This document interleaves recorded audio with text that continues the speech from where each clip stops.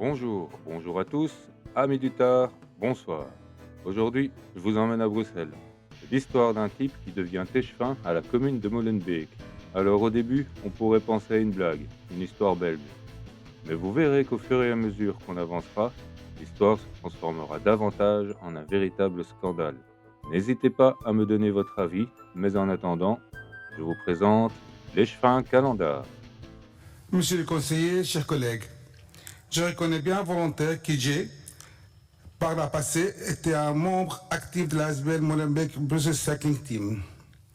Cependant, depuis que ma désignation comme échevin, je me suis totalement désinvesti de diverses associations dans lesquelles j'étais active au niveau de la commune. Et c'est pour deux raisons. D'une part, parce que mon emploi de temps ne me le permet plus, mais surtout parce que j'estime qu'il ne faut pas mélanger les genres. J'ai donc démissionné du conseil d'administration de cette association. Mais j'ai envie de lui dire, reste dans tes associations, mais ne deviens pas échevin. Moi, je me moque pas mal qu'il arrondisse ses fins de mois dans des associations. Mais en tant qu'échevin, il y a un job à faire quand même. Il n'y a pas qu'à empocher plus de 4 000 euros. Et très objectivement, je vois mal comment il peut le faire sans savoir ni lire ni écrire. Il y a de l'administratif partout. Bon, encore un peu de courage, on continue. Et j'ai été convaincu que la situation avait été régularisée. Le président de l'association a malheureusement été longtemps hospitalisé et n'a pas eu le temps de faire le nécessaire, ce que j'ignorais.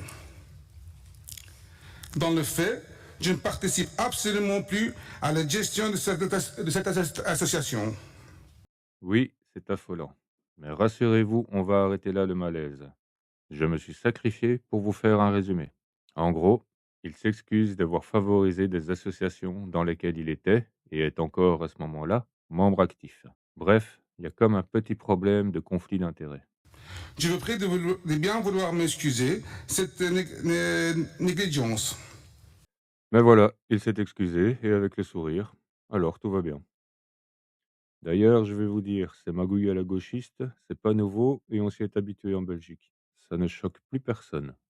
Ah oui, et avant que j'oublie, parce que c'est malheureux, mais il faut toujours préciser, pour les quelques guignols qui diraient que je ne m'en prends à lui que pour ses origines, sachez que je pense exactement pareil quand j'entends un certain Sébastien Delogu ou n'importe quel autre demeuré dans le genre. Comme ça, c'est dit. Le fameux en même temps a montré qu'il était ni l'un ni l'autre, c'est-à-dire ni recette pour laisser se gaver les profiteurs de crise, ni dépenses 49 pour francs lui que tout les seul. celles Là. et C'est ceux 49 francs. qui 49 ne francs, sont 49 rien francs, de 49 leur francs, service 49 public. francs. Bon, avançons et découvrons comment ce Mohamed Kalendar est arrivé là.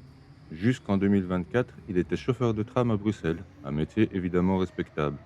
Et en décembre 2025, ce membre du PS devient échevin à la commune de Molenbeek-Saint-Jean. Il est responsable, comme vous l'avez vu, de domaines aussi importants et variés que la santé, le sport, les espaces verts et j'en passe. Mais dis-moi pas que c'est pas vrai! Alors pardon, mais comment ce bonhomme a-t-il pu se retrouver à un tel poste bien au-dessus de ses compétences? Préparez-vous, l'histoire belge continue. Après les élections d'octobre 2024, c'est le socialiste Yassine Aki qui tenait le job. Mais il a été rapidement écarté suite à la révélation publique d'une condamnation passée pour viol sur non majeur. Hmm. Suite à quoi, on va faire très simple, il y a eu vote, il y a eu fraude, visiblement au niveau de la bourgmestre Moreau, et il y a eu calendar fin 2024. Et la magouille était si évidente que même son parti, le PS, a invalidé sa nomination. Du coup, on se pose la même question. Qu'est-ce qu'il fait encore là en fonction un an plus tard? C'est très simple. Lors de l'invalidation par son propre parti, il était déjà en place. Et dans ce cas de figure, c'est à lui de remettre sa démission spontanément à la bourgmestre de Molenbeek, la bourgmestre Moreau. Mais la bourgmestre Moreau est en maladie. Je vous avais prévenu, c'est du lourd là. C'est pas fini. Donc, Catherine Moreau, la bourgmestre, est en burn-out depuis début 2025, et ce, jusqu'au 1er janvier 2026. Enfin, si tout va bien, car son congé maladie a été reporté 3 ou 4 fois entre-temps. Et bien décidément, que ce soit dans les assos ou au collège communal, on ne veut vraiment pas le laisser prendre sa démission, le pauvre. C'est ballot.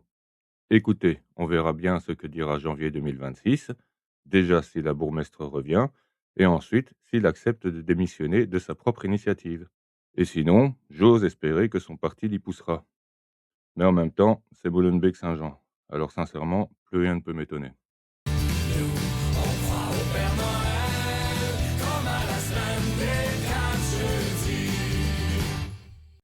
Admirez maintenant cette image. Ne serait-il pas un montage de l'extrême droite pour stigmatiser la barbe islamique? Il n'en est rien. Il s'agit d'un poste de l'intéressé lui-même dans lequel il se montre avant et après sa nomination. Merci l'andouille pour ce beau contre ton camp. Et le pire est probablement dans le titre écrit en turc. Pas de panique, les racines sont en moi. Alors bien sûr, ça ne nous était pas destiné, mais faut pas nous prendre pour des clinches. On est capable de traduire.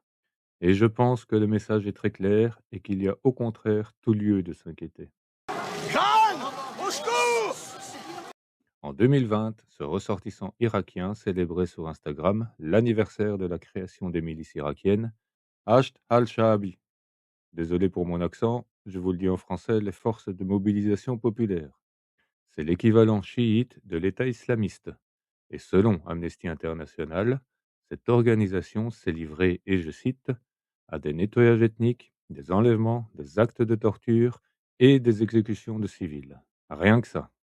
Il justifie son poste en soulignant le rôle des forces de mobilisation populaire dans la libération de sa ville natale, Mossoul. Et bien sûr, il n'était pas au courant des violations des droits humains. Ben voyons, le monde entier sait, mais lui ne sait pas ce qu'il se passe dans son pays. Oh, comme c'est bizarre! Oh, alors! Et comme on commence à le connaître, eh bien il s'est excusé et il ne recommencera plus. Donc une nouvelle fois, tout va bien. Je présente toutes mes excuses à toutes les personnes qui ont pu être heurtées par mes anciennes publications et dont j'ai déjà expliqué le contexte le mois dernier. Je condamne fermement tout extrémisme,